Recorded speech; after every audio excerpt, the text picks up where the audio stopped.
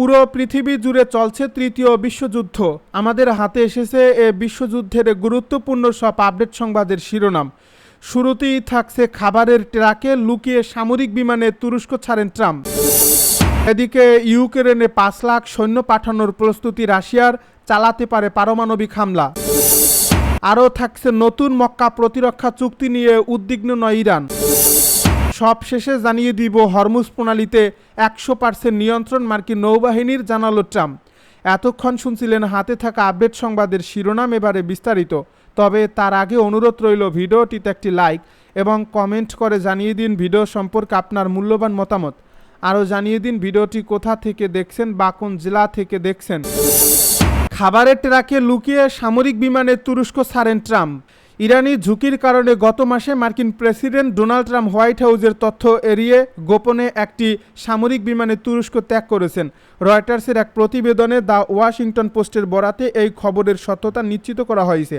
সাংবাদিকদের সঙ্গে থাকা অবস্থায় হোয়াইট হাউস থেকে জানানো হয়েছিল ট্রাম্প এয়ারফোর্স ওয়ানে আছেন, অথচ বাস্তবে তিনি ভিন্ন একটি ফ্লাইটে রওনা হন। আঙ্কারার নেটোর সম্মেলনে যোগ দিতে ট্রাম্প কাতার থেকে উপহার পাওয়া নতুন বিমানে করে যান, কিন্তু ফেরার সময় হঠাৎ পুরনো বিমানে ওঠায় নিরাপত্তার প্রশ্ন ওঠে।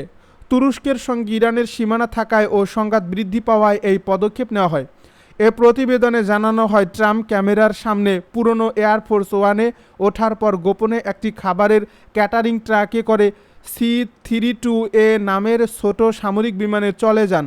ডোনাল্ড ট্রাম্পকে বহনকারী এই বিমানটি রাত 10:20 যুক্তরাজ্যে পৌঁছায় এবং তার কিছু সময় পর সাংবাদিক ও কর্মীদের কাছে পুরনো এয়ারফোর্স ওয়ান সেখানে অবতরণ করে। সামাজিক মাধ্যম ট্রুথ সোশ্যালে ট্রাম্প আগে দাবি করেছিলেন পুরনো স্মৃতির খাতিরে তিনি পুরনো বিমানে ভ্রমণ করছেন এবং নতুন বিমানটি সেনা সদস্যদের প্রদর্শনের জন্য যুক্তরাজ্যে থামানো হয়েছে। এই গোপন ভ্রমণের বিষয়ে হোয়াইট হাউসের যোগাযোগ পরিচালক স্টিভ চ্যাং বলেন, প্রেসিডেন্টের সুরক্ষায় সর্বাধুনিক ব্যবস্থা নেওয়া হয়েছে।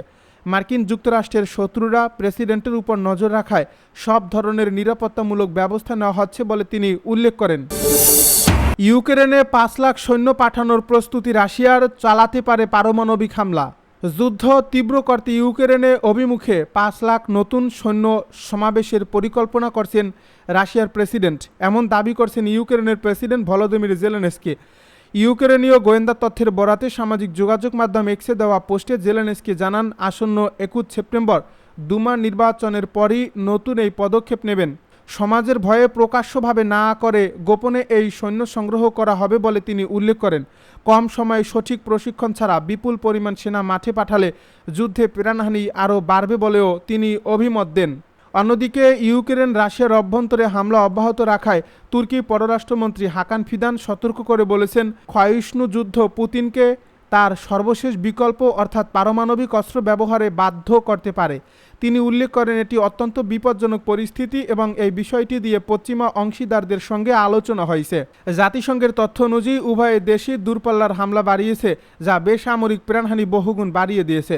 রাশিয়ার তাতারস্তানে ইউক্রেনীয় ড্রোন হামলায় অন্তত ১৩ জন নিহত হয়েছেন এবং বিপরীতে ইউক্রেনের খার্কিভ অঞ্চলে রুশ কামানের গোলাবর্ষণে ৫ জন প্রাণ হারিয়েছেন। নতুন মক্কা প্রতিরক্ষা চুক্তি নিয়ে উদ্বিগ্ন নয় ইরান। সৌদি আরব, পাকিস্তান ও তুরস্কের শীর্ষ নেতাদের মধ্যে মক্কায় স্বাক্ষরিত পারস্পরিক নিরাপত্তা চুক্তিকে গুরুত্বহীন বলে মন্তব্য করেছে ইরান। সোমবার ইরানের পররাষ্ট্র মন্ত্রণালয়ের মুখপাত্র ইসমাইল বাঘাই জানান, এই নতুন নিরাপত্তা চুক্তি ইরানের বিরুদ্ধে পরিচালিত হতে পারে এমন কোনো উদ্যোগের কারণ তেহরান দেখছে না। বাঘাই আরও উল্লেখ করেন, এই চুক্তিটি যুক্তরাষ্ট্রের প্রতি আঞ্চলিক মনোভাবের পরিবর্তন এবং নিরাপত্তা সংক্রান্ত দৃষ্টিভঙ্গির নতুন মোড়ের ইঙ্গিত দেয়। তিনি আরও যোগ করেন, বহিরাগত শক্তির উপর নির্ভর না করে নিজেদের সামর্থ্যের উপর জোর দেওয়ার যে প্রবণতা তৈরি হয়েছে, এই চুক্তি তারই প্রতিফলন নির্দেশ করে। হরমুজ প্রণালীতে ১০০% নিয়ন্ত্রণ মার্কিন নৌবাহিনীর, দাবি ট্রাম্পের। হরমুজ প্রণালীর উপর একমাত্র মার্কিন নৌবাহিনীর পূর্ণ নিয়ন্ত্রণ রয়েছে বলে দাবি করছেন মার্কিন প্রেসিডেন্ট ডোনাল্ড ট্রাম্প। সোমবার হোয়াইট হাউসের এক অনুষ্ঠানে বক্তব্য দেওয়ার সময় তিনি বলেন, বর্তমানে কেবল যুক্তরাষ্ট্রের নৌবাহিনীর হাতেই হরমুজ প্রণালীর নিয়ন্ত্রণ রয়েছে।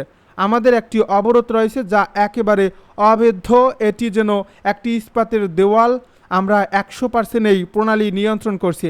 ডোনাল্ড ট্রাম্প আরও উল্লেখ করেন, এই নৌপথটি ইরান ব্যতীত অন্য সব দেশের চলাচলের জন্য এখন উন্মুক্ত রয়েছে। এর পাশাপাশি তিনি জানান, মার্কিন বাহিনী পুরো পানিপথ জুড়ে মাইন অপসারণ বা মাইন সুইপ কার্যক্রম সম্পন্ন করছে।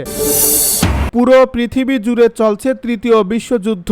আমাদের হাতে এসেছে এ বিশ্বযুদ্ধের গুরুত্বপূর্ণ সব আপডেট সংবাদের শিরোনাম। শুরুতেই থাকছে রাশিয়ায় ইউক্রেনের ভয়াবহ ড্রোন হামলা, শিশুসহ নিহত 13। এবারে জানিয়ে দিব এআই ডাটা ব্যবহার করে ইরানে হামলা চালিয়েছিল যুক্তরাষ্ট্র ইসরায়েল। এদিকে কলম্বিয়ায় শক্তিশালী ভূমিকম্পে নিহত বেড়ে 111। সব শেষে জানিয়ে দিব হরমুজে আরও 20 যুদ্ধজাহাজ পাঠালো যুক্তরাষ্ট্র। এতক্ষণ শুনছিলেন হাতে থাকা আপডেট সংবাদের শিরোনাম, এবারে বিস্তারিত। তবে তার আগে অনুরোধ রইল ভিডিওটিতে একটি লাইক এবং কমেন্ট করে জানিয়ে দিন ভিডিও সম্পর্কে আপনার মূল্যবান মতামত।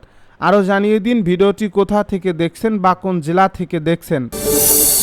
রাশিয়ায় ইউক্রেনের ভয়াবহ ড্রোন হামলা, শিশুসহ নিহত 13। রাশিয়ার তাতারস্তান অঞ্চলের নিজনেকা মস্কো শহরে ইউক্রেনীয় ড্রোন হামলায় শিশুসহ অন্তত 13 জন নিহত এবং 39 জন আহত হয়েছেন। সাম্প্রতিক মাসগুলোতে রাশিয়ার বেসামরিক নাগরিকদের উপর এটি অন্যতম বড় প্রাণহানির ঘটনা। সোমবার রুশ কর্তৃপক্ষের বরাত দিয়ে রয়টার্স এ তথ্য জানিয়েছে। ইউক্রেনের সামরিক বাহিনী জানিয়েছে তারা মস্কো থেকে প্রায় 800 কিলোমিটার পূর্বে অবস্থিত তাতারস্তান অঞ্চলের তাতনেফটের তানেকো তেল শোধনাগারে আঘাত এনেছে এবং সেখানে আগুন ধরে গেছে।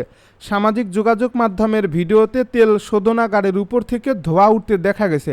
রুশ তদন্তকারীরা এই ঘটনাটিকে সন্ত্রাসী হামলা উল্লেখ করে ফৌজদারি মামলা করছেন। তাদের দাবি, ইউক্রেন সরাসরি আবাসিক এলাকায় হামলা চালিয়েছে।